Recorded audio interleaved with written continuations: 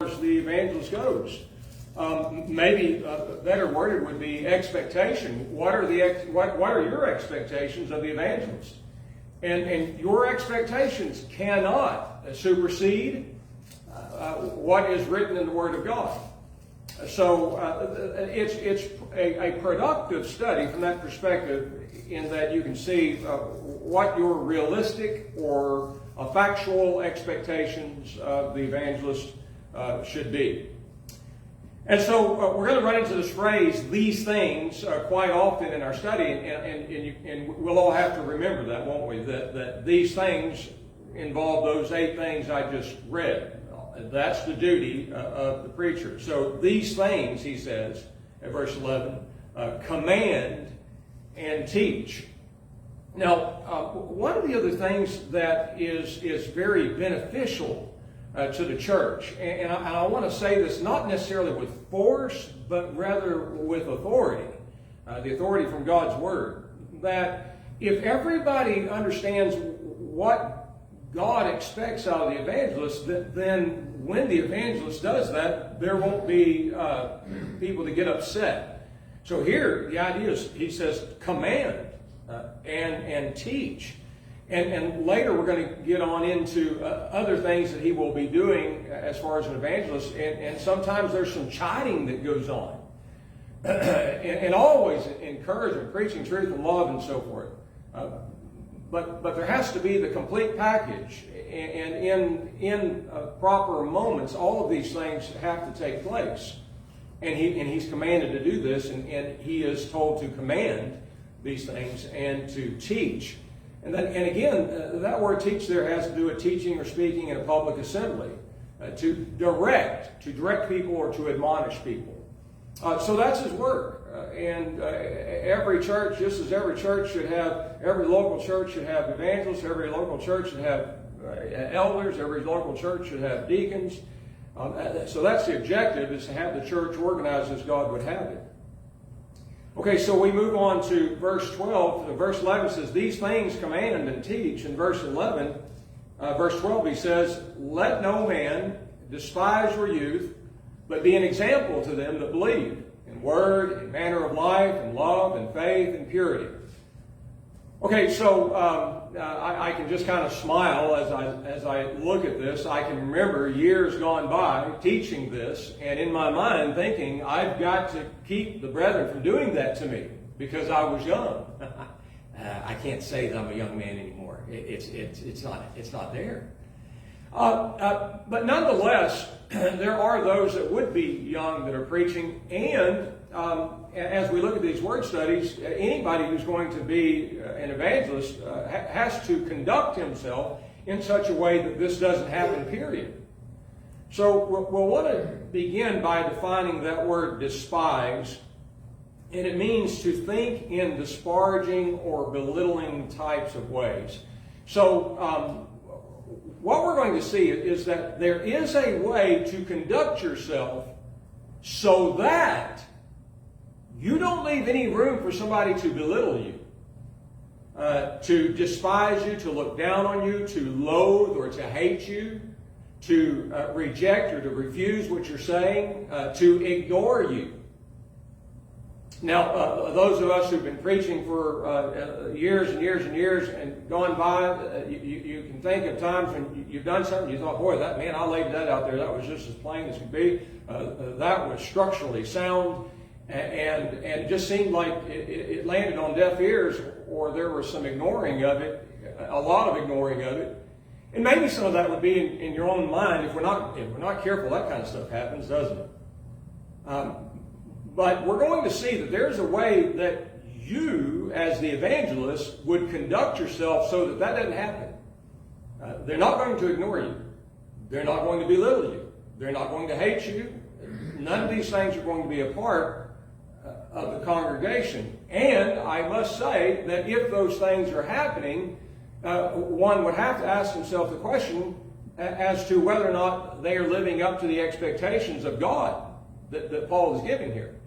So there is a way an evangelist may conduct himself, or as the word we'll see in a moment, behave himself in such a way that he does bring hatred he does bring the spirit of ignoring. We don't listen to anything this guy has to say. So, a great question is, in what way can the guy keep the church from despising him? Well, that's what Paul does here. He gives them these characteristics or duties and qualities. So don't let anybody despise you,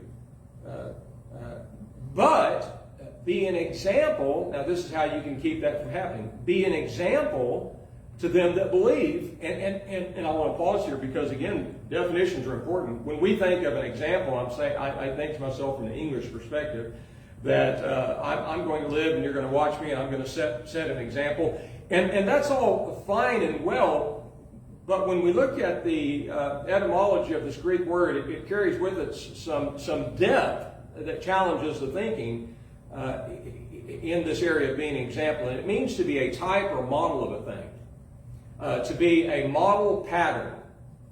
So if the Apostle Paul is using that word there, what he is obviously saying is that, Timothy, you model yourself after Christ, and that way, when you live in all these ways, and you behave yourself in such ways, you do all these things, you are setting the pattern that was already set by Christ. You are living the pattern that was already set by Christ.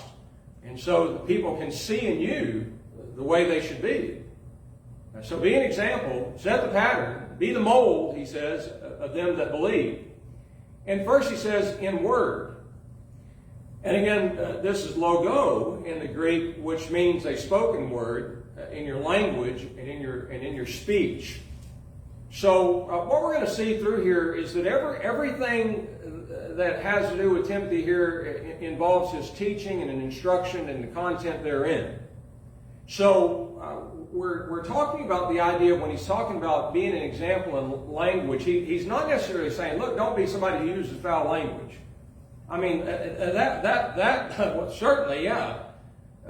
But contextually, what Timothy wants to do as an evangelist, and as he is teaching and as he is commanding, is to do what the Apostle Peter said. If any man speaks, let him speak the oracles of God. That is, let his language mirror this. So we've already seen it in the epistle, and it is a major cause for Paul leaving Timothy in Ephesus. And that major cause was that there were those who were teaching things they ought not in relationship to things that people should eat or not eat, do, not do, and all these kind of things. So a great problem, as we already said in our studies, but a great problem in the church, the early church, was people trying to enforce things on other people that God didn't enforce. In other words, people had these convictions that you've got to do this, and you got to do this, and you got to be like this, and you got to, but it's nowhere in the Bible. And so that problem persists today. And when someone who would say that they're an evangelist begins to enforce their opinions or their personal convictions on the congregation, you've got a terrible, terrible problem. In fact, we have to say it like it is. You've got a false teacher. If he's enforcing things that God doesn't enforce, he is a false teacher and he needs to be dealt with. And so Paul's saying, you be an example in word, in your language. Use this. If any man speaks, let him speak as the oracles of God. So the language, and again, I just give you an example. So when we speak of being saved by grace, saved by faith, you see, that's language. And that language has to be used properly, or else everybody's confused and they continue to speak no different than any of the denominations out there. We are saved by faith. We've already looked at that. We are saved by grace. But that's Bible language, and it's the responsibility of the evangelist to teach that properly. Next, he says that you be an example and manner of life, and that's the idea of your behavior. So the evangelist is going to be one who is honorable, a man of integrity, a man of virtue, a man who lives what he preaches, as opposed to not living what he preaches. And then he says, in love, be an example in love. And so when you look at the definition of agape there, the idea is being kind, the idea is being devoted and caring. So, again, these are characteristics that would certainly define Christ. And then he says, be an example in faith. Now, this is interesting because it's the idea of belief and honesty, goodness, integrity, being reliable or truthfulness. So it carries with it the idea of belief, but it also carries with it the idea of having integrity. And all of that comes back to this. So if what I say about this Bible is not what the Bible is saying, does that make me honorable? No, it doesn't. It makes me a lazy sloth that won't take the time to look and see what these words mean. And all I'm doing is damaging you. The more and more I talk, the more and more I damage you. And that's an awful thing. Mickey Galloway, the guy that we're going to be coming for a meeting, he told me years ago, he was the first guy that I had ever participated in a gospel meeting with as far as when I was a preacher. And I remember being so nervous. But Mickey and I were talking, and he said something to me that really stuck with me. He said, John, you got to be careful. The Lord's church got to be careful with who they have coming for a meeting. He says, through years, what I have found, and this is on recording, what I have found is that you may find yourself undoing a lot of what some guy came in and did, and that's not good. And I remember hearing him say that, and I thought, and as the years went by and things were happening, I understood what he was saying. Yeah, it's not good. So somebody gets up here and starts mangling the text and saying, we had a guy that held a meeting for us one time, and I call it a soapbox preaching. The entire gospel meeting was a soapboxing event. I was so frustrated by the end of that thing, I just didn't want to see that guy ever again. He screamed and hollered at us for a week. I'd never been screamed at like that my entire life. And I get loud too, but it was all opinions. It was just awful. But we don't want to be like that. We want to set the example in faith. And then lastly is the idea of purity, which I find this highly fascinating. Does everybody have the word purity there? Be an example in purity there, verse 12, the last word in the verse. Mine says purity. But the idea is chastity. So I think sometimes words don't have the meaning that maybe we have been programmed to assign in our minds. And Casey and I had a good talk about this earlier today. But this word literally has to do with one's sexual purity. So you take a step back from this and say, okay, if you're a single man, then you do not involve yourself in fornication. If you're a married man, you do not involve yourself in adultery. Now we step back from all of these things, and I'll ask you the question: how is it that someone could be despised, or how is it that an evangelist could lose his influence? Do you think an evangelist could lose his influence by going off and having an extramarital affair? You think that's going to help in his delivering and teaching the gospel of Jesus Christ in the congregation? Oh, that's going to do immeasurable damage. And it happens. You know it as well as I do. Probably every last one of us say, well, I remember years ago, brother so-and-so, he was preaching at this place, and he got himself involved in that stuff. Well, this is awful. This is not good. But the same can be said of every one of those things. If the evangelist is not behaving himself, if the evangelist is not speaking the language of the Bible, if the evangelist doesn't have love, he's not setting a good example at all.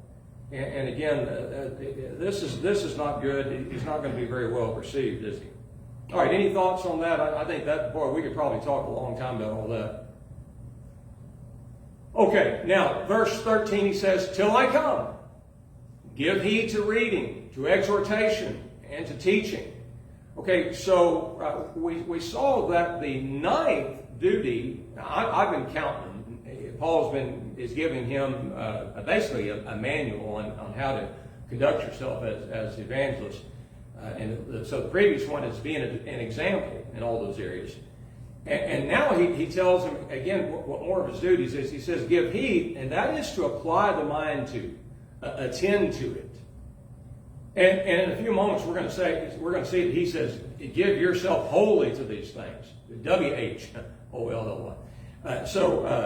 Till I come, give heed, apply the mind to this, attend to it, to reading. Now, again, this is where definitions, defining words is very important, because we could easily just read through this passage and everybody knows what we're talking about. Let's go on to the next verse. Or we could say, well, what is he saying here?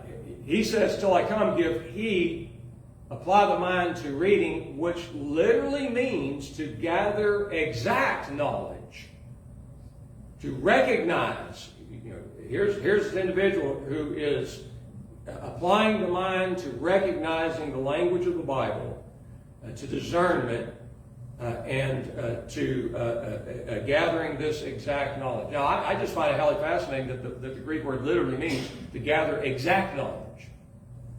So these are not approximations. These are not guesses. The fact is that these are facts.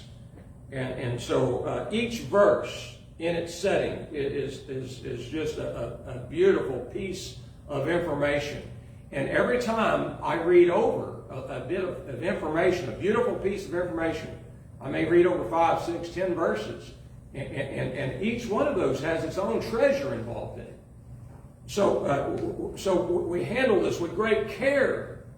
And as we're going to go through these words here, we'll see that it takes a great work ethic to take care with the text, to examine the exact, gain exact knowledge of what is being said, to have a curious mind,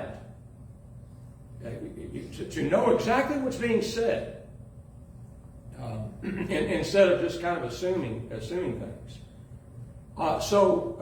You apply your mind to gathering exact knowledge, and then my version says to exhortation, which means it's the idea of encouraging or inspiring with instruction. So the more and more you look into this exhortation, the idea is that this man has spent so much time studying that he delivers this in this teaching, this public manner, the information wherein it falls upon ears, and they are inspired, they are encouraged. They say, that's what that means. And I've been thinking, I've been mulling this through my mind, and now we've got some, that'd be great, thank you. And now we've got these pieces of the puzzle. He's helped us put these pieces of the puzzle together, and now I see exactly what he's saying. Thank you, Paul. Getting a little scratchy there. So again, great word studies, hortatory. I looked at that's the idea behind exhortation. It's hortatory. It's almost a hard word to say. And then, so the next one he says is teaching. He says, till I come, give heed to reading, to exhortation, and to teaching, which, again, this word means information, instruction, a matter taught, precept, or doctrine. So it's the same word that we found at 1 Timothy chapter 1, verse 10, in chapter 4 and verse 1, and then again at 1 Timothy chapter 2 and verse 12, which the Apostle Paul said that women were not permitted to do. So give heed, attend to your teaching. So you see what he's saying? This is a serious matter, the idea of teaching. So your words are going to fall upon the ears of people that are not blessed with the time that you have. Most everybody else has jobs. Most everybody else has not been supported to do what you do, to where you spend all day long dissecting this text and then trying to present it back in such a way that it falls upon the ears in such a way where instruction occurs and that people are excited about the Word of God. I don't know about you, and I hope that it's the case, and I'm sure that it is, but my most exciting moments as one who sits and listens is those moments where the text is explained and connections are made, words are defined. In other words, at moments when we're learning things. And so that's the thing, that this guy has all the time to do this. So give yourself to these things. Now, we didn't mention it, but at the start of that verse, Paul says, "Till I come." This is the second time that he said this. Back in chapter 3 and verse 14, he made the same statement. And so, just by way of reminder, remember, we're looking at this from a fifth tour of preaching perspective that the book of Acts does not deal with. And so here the Apostle Paul, remember at the end of the book of Acts, Paul's in prison, so he winds up staying there 2 years. After that, again, just my estimation, but I am pretty sure that Paul wrote the book of Hebrews there at his imprisonment. And right after that, they go to Judea and encourage Paul, Silas, and Timothy go to Judea and encourage the Hebrew saints. And then they come back. No, on the way there they leave Titus at Crete, the island of Crete that's just right to the west of Palestine. And then Timothy and Paul leave and go through, and that's when they go up to Asia, and he leaves Timothy. I'm sorry, I'm stammering. He leaves Timothy in Ephesus because there were all these problems that we've been looking at. And so his intention, and he goes on to Macedonia, is what we learned from chapter 1 and verse 3. He left Timothy there, and he goes on into Macedonia. And according to the book of Titus, he's in Nicopolis in Macedonia, way up north.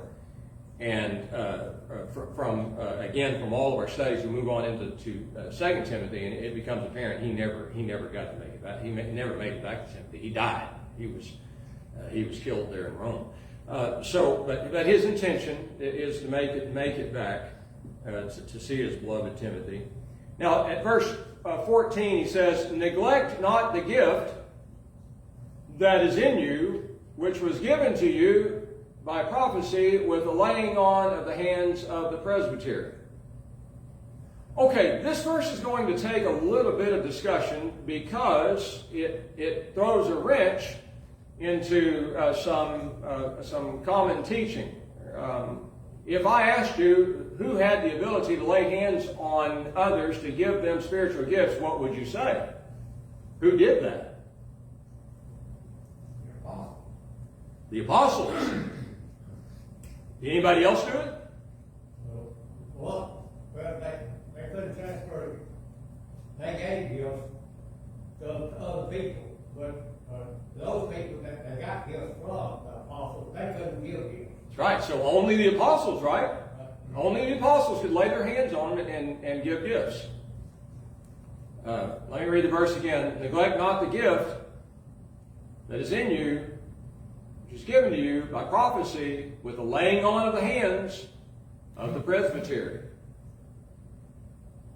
Timothy received the gift of knowledge, prophecy, by way of laying on of the hands of the presbytery.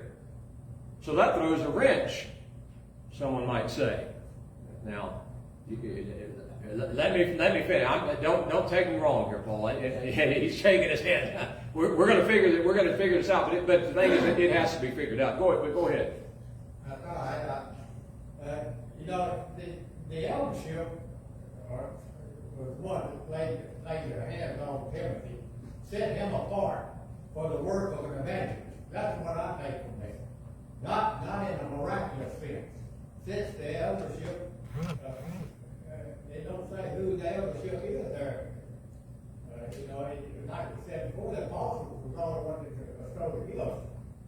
So they were setting Timothy apart by the eldership, setting him apart. He's going to be the evangelist. Okay, that could be, but when you're talking about receiving a gift by the laying on of the hands, I mean, I don't know how you can say anything else other than that's what happened. But let me say this. The presbytery here is parsed singular. So what Paul is saying is that there was a man, a singular man. Now presbytery is the exact same word that we find over in Acts chapter 20 and verse 17. And then later, Acts 20 and verse 28, we see the word bishop is used there, so that I understand in the American Standard Version. Your version probably says overseer, but I see the connection then between an elder and a bishop or an overseer.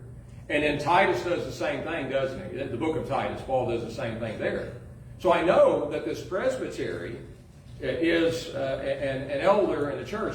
Here, now in Acts chapter 20, when he speaks of elders, the same word used, but it's parsed plural.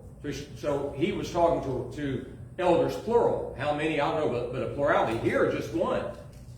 Okay? The version, New King James Version I have actually uses the word eldership. Yeah, but that's not a great translation. That's my opinion. Well, it's not an opinion. As far as the Greek word goes, it's parsed singular. So eldership would infer many men. That doesn't mean. But let me finish these thoughts, and I think that you're going to say, okay, I got it. So it presents somewhat of a dilemma, and as I've said so many times before, all you have to do is keep reading, right? So I've run across something that I don't quite grasp, and it seems like it's contradicting some other things that I know to be true. How could this be so? But you got to keep reading.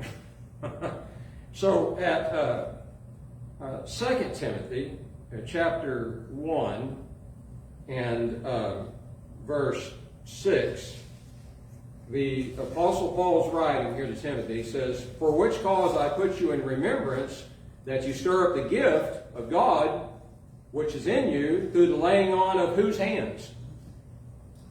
Paul's hands. Paul's hands. So what do you deduce from 2 Timothy 1 verse 6, now going back over here? A presbytery, a elder, a singular man laid his hands upon you, and you were given this gift. I laid my hands upon you, Paul says, and gave you this gift. Paul is a what? Presbyter.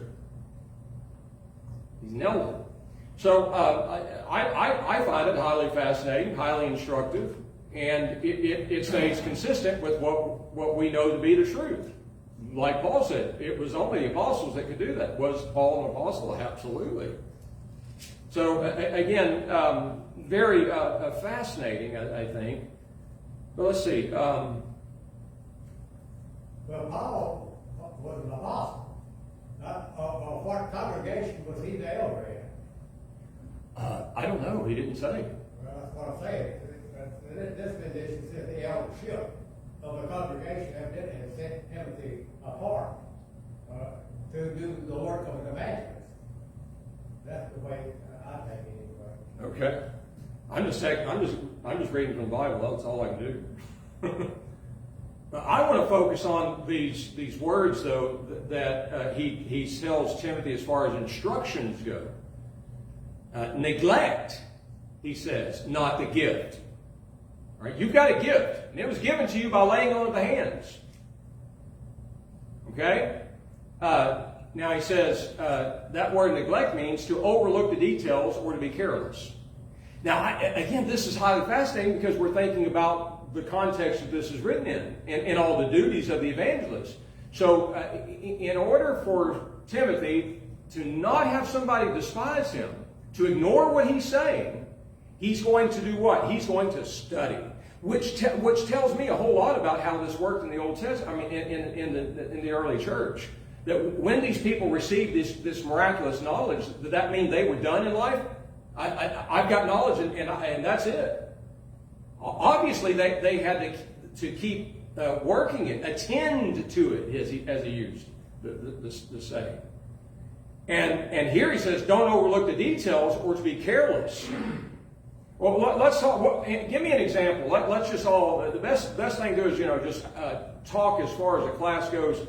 In what way could the evangelist be careless or overlook the details as he's teaching the Word of God? What would that look like? So I don't want to be guilty of that. I didn't know what that looks like. In what way could I be guilty of overlooking the details or being careless with this as I'm teaching? What are your thoughts? Would you say that again, please? Okay, so as far as an example, what does this look like? So the command is to not neglect the gift. What's your gift? Your gift's knowledge, teaching. So, and the word neglect means to overlook the details or to be careless with it. So, in what way could Timothy have been guilty of overlooking the details of this gift of knowledge and of teaching? How can he be careless with this? All I'm doing is doing context here. He preach his own opinion.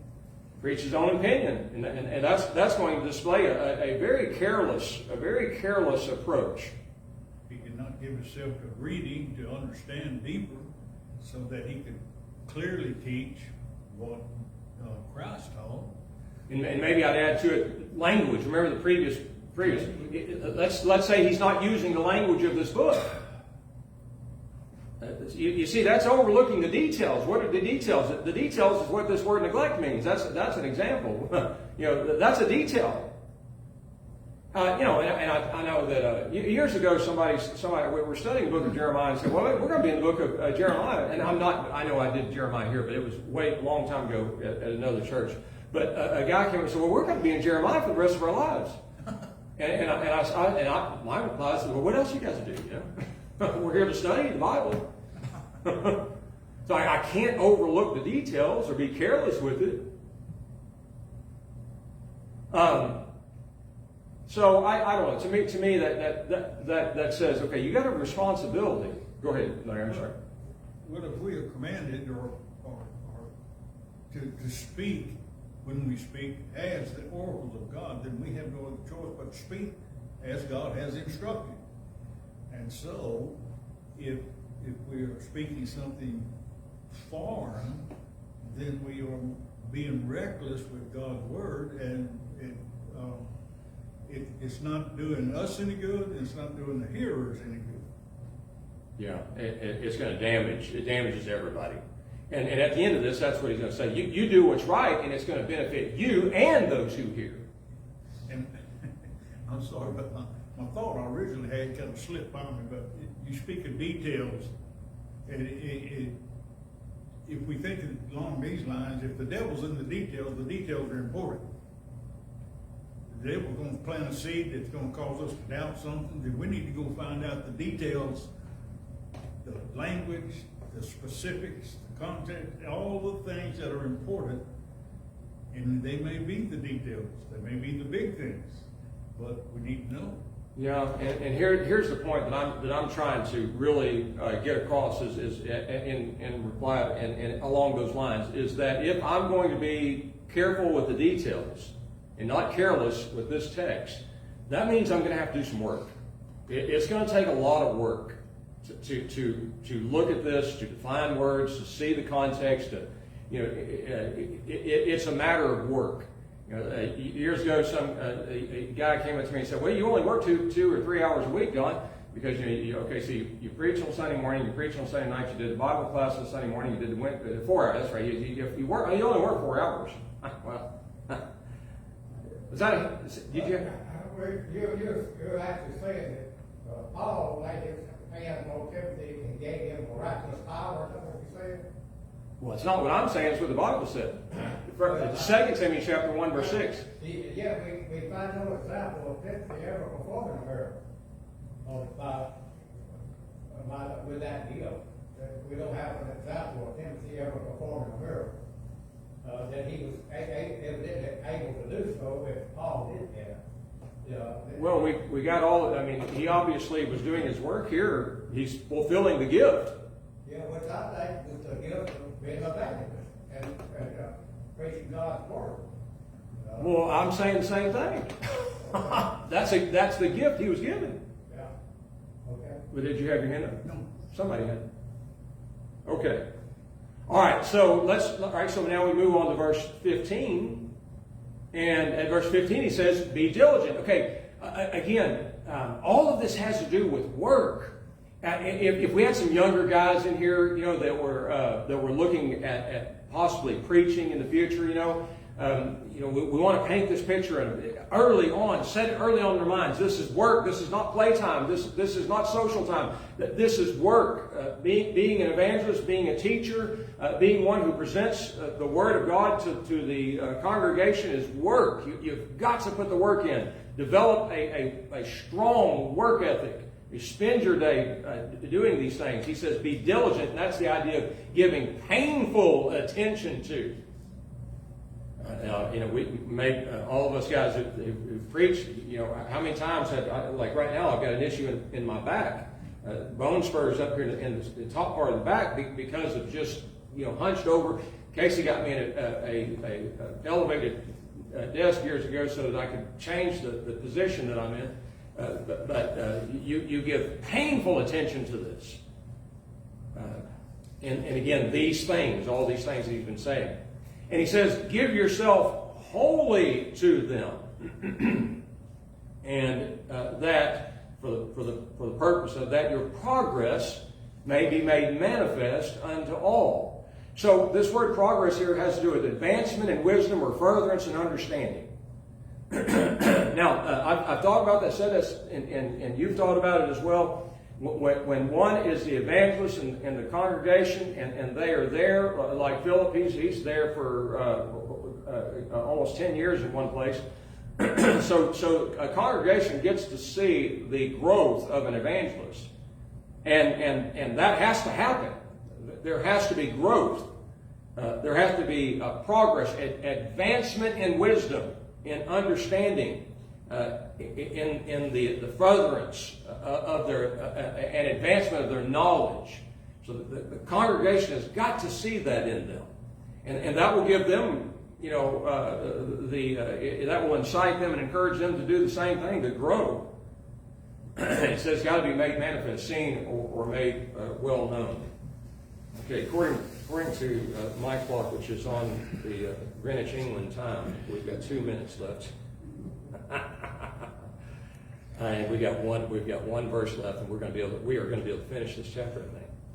All right, and then verse 16 says, "Take heed." That again, give attendance to it. And this word had a very fascinating secondary idea of being all over something. Have you ever heard that phrase? Somebody says, "Man, he's all over that." And that's really what this means. When Paul said to Timothy, "Take heed to yourself and your teaching," he says, "Be all over it." That's what you're all about. And again, this teaching is the idea of distributing information, instruction, things taught, or doctrine. And he says, continue in these things. That is, persist, adhere, embrace these things. For in doing this, you shall save both yourself. And get back to what Larry said a while ago. You do these things, and you'll save both yourself and those that hear you. So that's the objective. Remember, we looked at the end of Colossians chapter 1, and Paul said the objective, the purpose of gospel preaching is to make perfect people, which means holy people, which means that they've achieved the righteousness of God through justification, which is the forgiveness of sins. and that's what being saved is all about. The word saved literally means to be delivered. And we use the English word saved, which throws the denominational world in a chaotic frenzy of liberal, unrealistic thoughts. But if you define the word and use it in the language way that the Bible uses it, it's the idea of being delivered from the bondage of sin. That's what being saved means. Saved is just an English word. And a lot of times I think it's just not a great word to use to explain to someone what's happening when they have been forgiven, when they get forgiven of their sins. You'll save yourself, you'll maintain your holiness, and you'll help others maintain their holiness as well.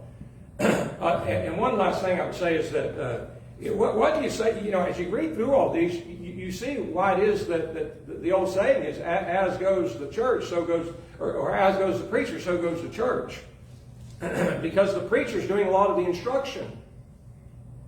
And again, if he's not sticking to the text, and he's off over in soapbox land, again, just not going to save himself or save anybody else. Okay, any final thoughts?